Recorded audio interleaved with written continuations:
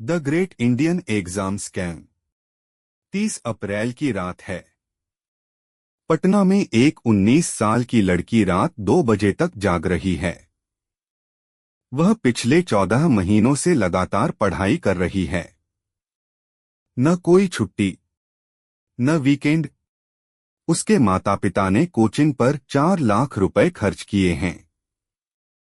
उसका सिर्फ एक लक्ष्य है, एक परीक्षा, एक मौका। उसे यह नहीं पता कि 600 किलोमीटर दूर राजस्थान के सीकर में एक कमरे में कोई पहले से ही जवाबों के साथ बैठा है। यह कहानी है कि कैसे भारत की सबसे महत्वपूर्ण परीक्षा एक बाजार बन गई, कैसे लाखों छात्रों के सपने एक सामान कमोडिटी बन गए, और कैसे इसके जिम्मेदार लोग छिपे नहीं हैं बल्कि खुलेआम मंत्रियों के साथ फोटो खिंचवा रहे हैं। आइए शुरुआत पर चलते हैं।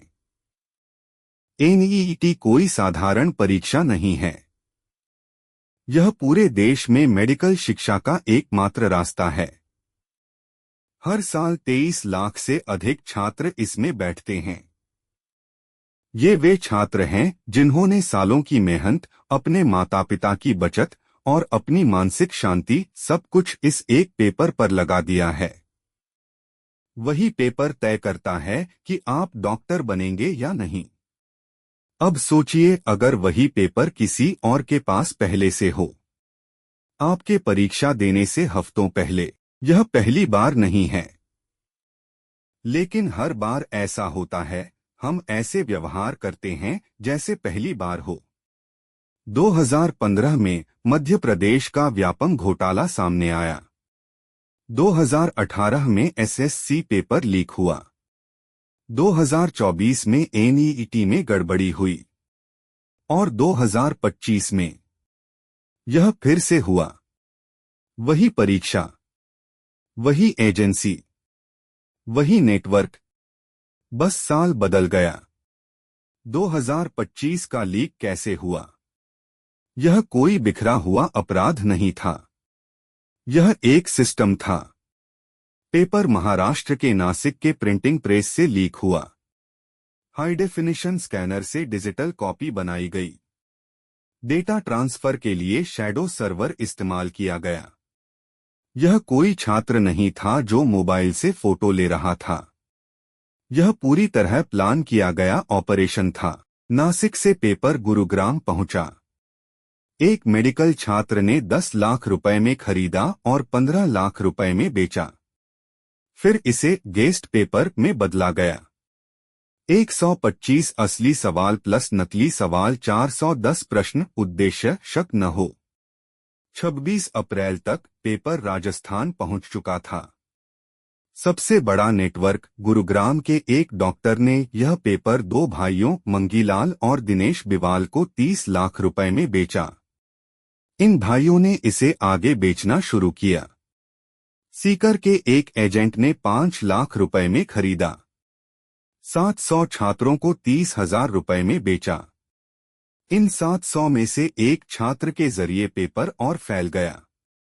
परीक्षा के बाद जब मिलान हुआ, 180 में से 135 सवाल बिल्कुल मैच थे। शिकायत और सिस्टम की प्रतिक्रिया।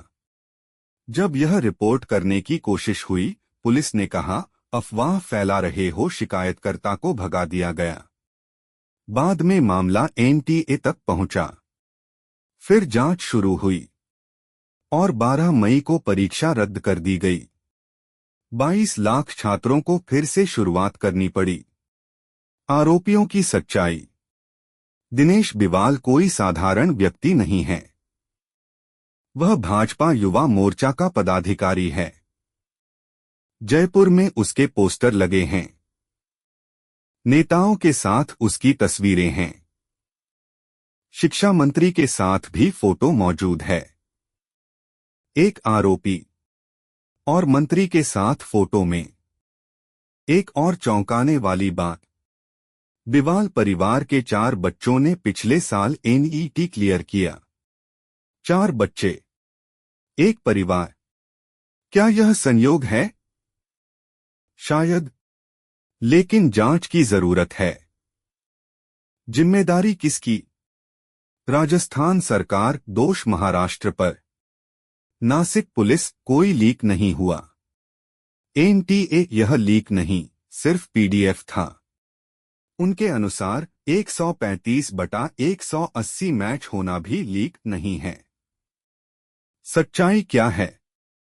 यह कोई गलती नहीं है, यह एक सिस्टम है।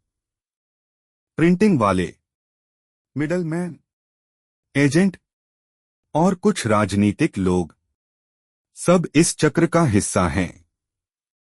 यह सब उस दबाव पर चलता है जो भारतीय परिवार महसूस करते हैं कि एक परीक्षा ही भविष्य तय करती है। छात्रों के लिए एक बात, अगर आप इससे गुजरे हैं, आपकी मेहनत असली थी, आपकी तैयारी असली थी, गलती आपकी नहीं है। लेकिन एक और बात समझिए, एक परीक्षा आपकी जिंदगी नहीं है। दुनिया में और भी रास्ते हैं, data science, UX research, climate policy, sports analytics, urban planning, behavioural economics. आपके लिए दरवाजे सिर्फ एक नहीं हैं। अंत में, सिस्टम चाहता है कि आप थक जाएं, हार मान लें और सवाल पूछना बंद कर दें। लेकिन सवाल पूछिए, क्यों बार बार ऐसा होता है? और पूछते रहिए।